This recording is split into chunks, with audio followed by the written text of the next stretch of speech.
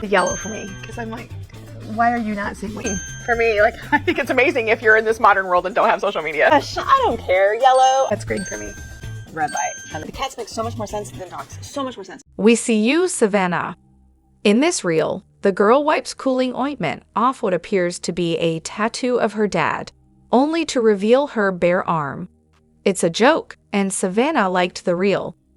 The saddest part for me is that Kody may never reflect enough to understand even a fraction of his children's pain. As an adult, I find it baffling that these fundamentalist fathers, who claim to be doing everything for their family in a way that's supposedly better than the outside world, often turn out to be some of the most neglectful and even abusive dads out there, and they're too self-righteous to even realize it. Savannah and truly really got the short end of the stick. One of the most heartbreaking scenes from the show for me was between Savannah and Kody. I can't remember the exact episode, but it might have been around Maddie's wedding.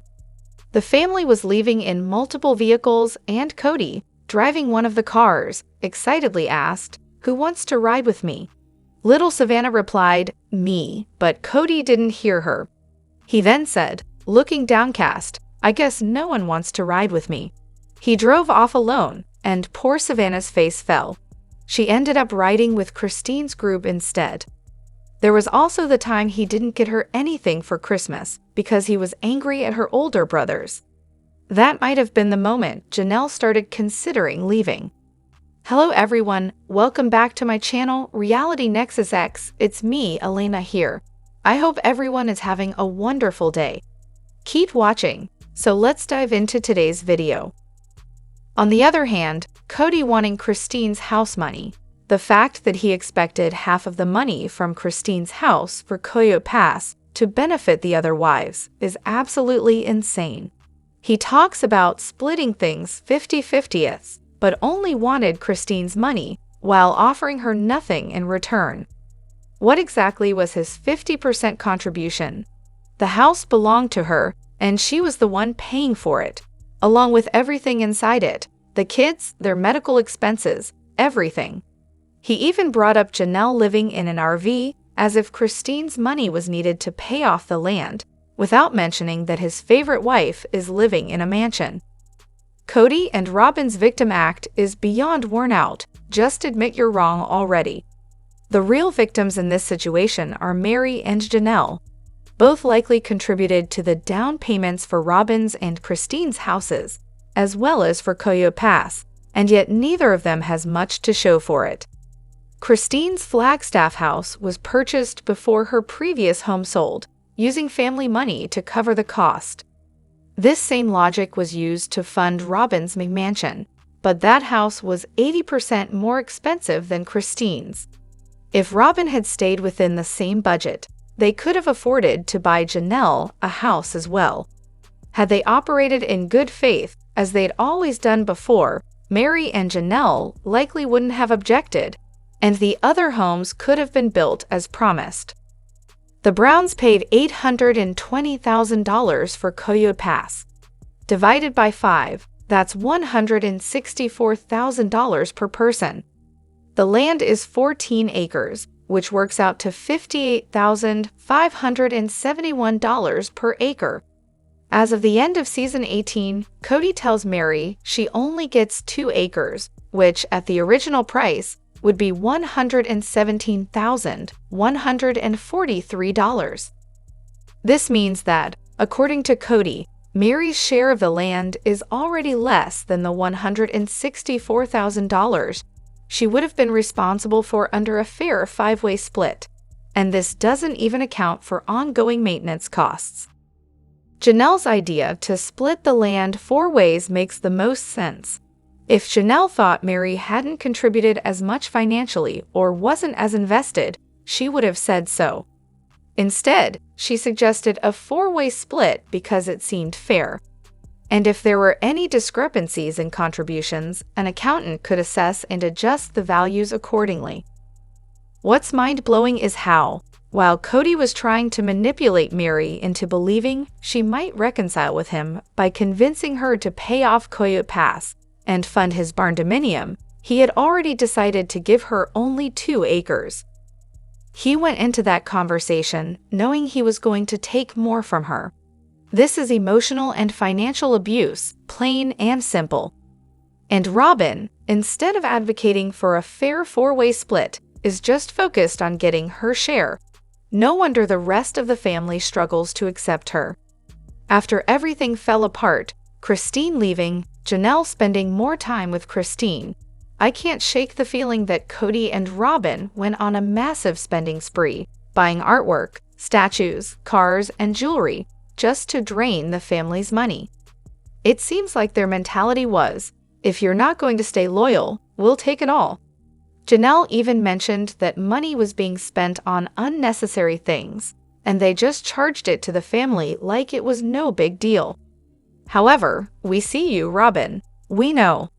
Robyn, in a nutshell, obsessed with material possessions and money, a shopaholic, a professional victim, constantly crying, the Kody whisperer, always seeking attention, claiming expertise in polygamy, yet unwilling to actually live the lifestyle. Her storylines, about as riveting as watching paint dry. In the new promo clips where they're answering questions, one asked, if you could have one superpower, what would it be? Robyn's answer, the Midas touch. You know, turning everything into gold. Fitting, considering that's her true love. Additionally, can we just take a moment to appreciate Janelle's epic FUs to Kody? That glorious moment during the coronavirus conversation. Kody asked Janelle to respect the big picture he was trying to follow to keep his children healthy, and her response? Yeah, fuck off, she said, turning and walking away. Her boldness is everything. Right after Kody's childish, I am not, I would have told him to FO too. He came into that room expecting to intimidate her, and she completely shut him down. It was amazing. I could watch those scenes on repeat. I instantly liked her so much more after those moments. On the flip side, I hated Kody even more after that. I always thought he acted like a child, but that scene sealed it. What kind of grown man does a sing-song finger-pointing dance while saying, I don't have to? Because you're not listening, and then slams the door? Did he learn that move from Ariella? It's just pure cringe. 2 things stood out to me after that fight. Kody loves to point fingers, but absolutely hates it when someone, especially a woman, does it back at him. When Kody realizes he's losing an argument, he always has to physically remove himself. He runs away when he's outwitted. Moreover, why is he like this? He walked right past Meri like she was invisible. If this is how he treats her in front of the cameras, just imagine how awful it must have been behind the scenes. I'm rewatching the earlier seasons, and I'm at the part where Meri opens up about the catfishing incident. While I don't condone what she did, it's clear that she kept bringing up how those conversations were a release for her, how they made her laugh and gave her a sense of connection. Kody was, and still is, completely detached. He couldn't even give her the basic courtesy of a real conversation where she could feel supported and relaxed.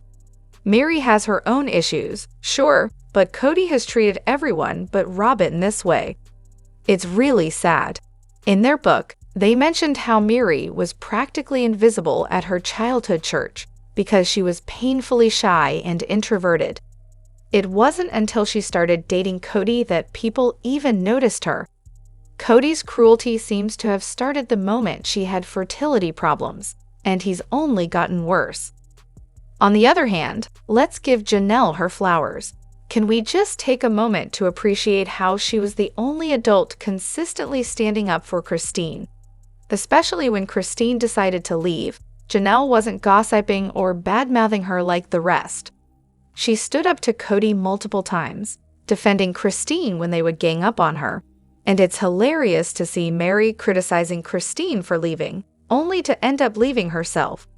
The way Meri acts like she didn't get the worst deal is mind-boggling. She was barely part of the family and still clung to hope for her marriage, while Kody made it clear he never considered them married again. Leaving Kody is the best thing that could have happened for all of them, and I wish they had done it sooner. Imagine giving a man your virginity and 30+ years of your life, only for him to live with his favorite wife and constantly put you down. I can't believe they stayed as long as they did. I screamed with joy when Christine finally said she was leaving Kody, while he was having a tantrum, claiming he was attached to her, even though he had just said he didn't love her and wasn't attracted to her. Like, do you hear yourself, Kody? He must be delusional. It seems like he wanted his own personal cult, which was never the original goal. One of my favorite moments was when Janelle hugged Christine after Kody's outburst. It was one of the few genuine, heartfelt scenes on the show, just one woman comforting another. Janelle, in that moment, realized the kind of maniac she was married to, watching how he treated the mother of his children.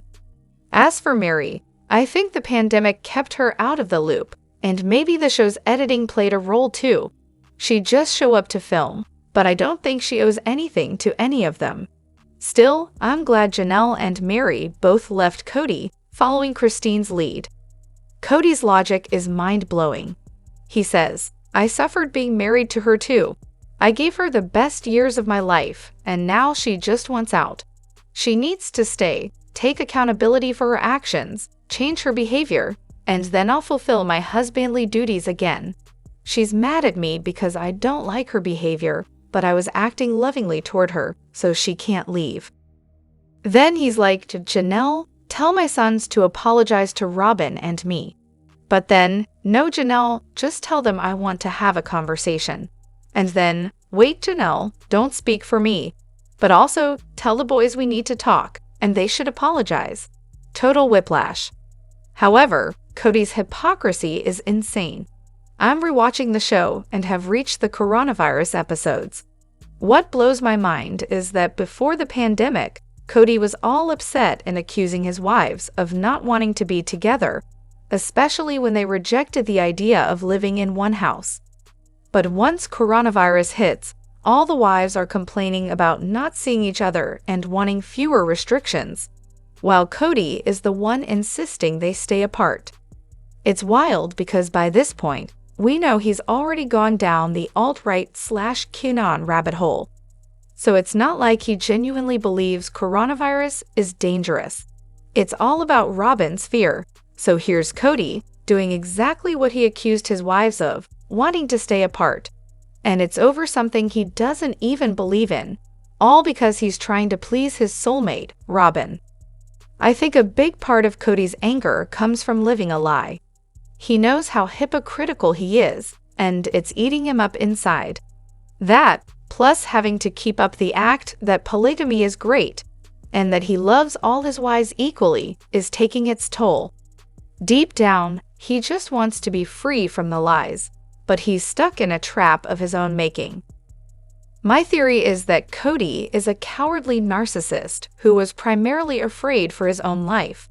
He didn't care if anyone else got sick, not even Robyn. She just gave him an excuse to be selfish. Kody is a conservative and a QAnon supporter. There's no way he actually cared about coronavirus or the restrictions. Robyn's been a germaphobe since day one, so we all know these were her rules, not Kody's. The fact that Kody couldn't see the rest of the family was just an added bonus for him. Additionally, in Season 19, Episodes 1 to 4, it looks like Kody is going to end up resenting Robyn when Janelle walks away. The way he speaks to Meri in the trailer shows just how much he can't stand being in the same room as her. It's baffling why Meri continues to engage with him at all.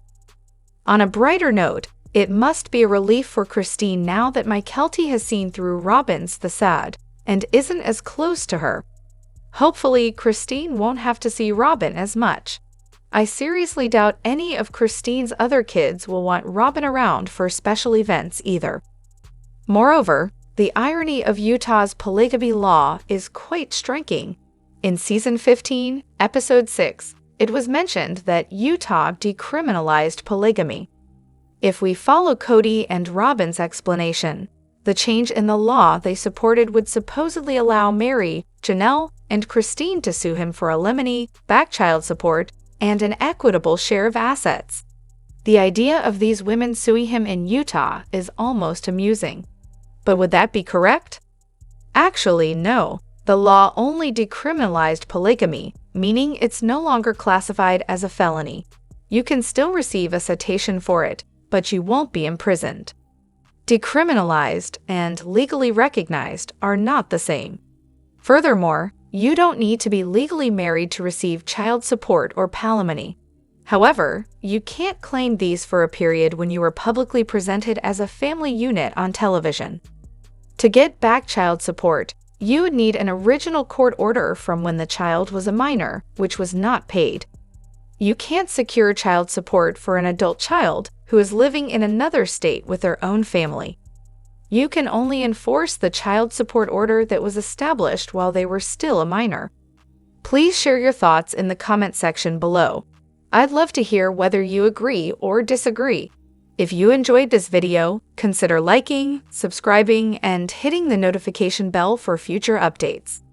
Your feedback is important, and I look forward to seeing you in the next video. Thank you.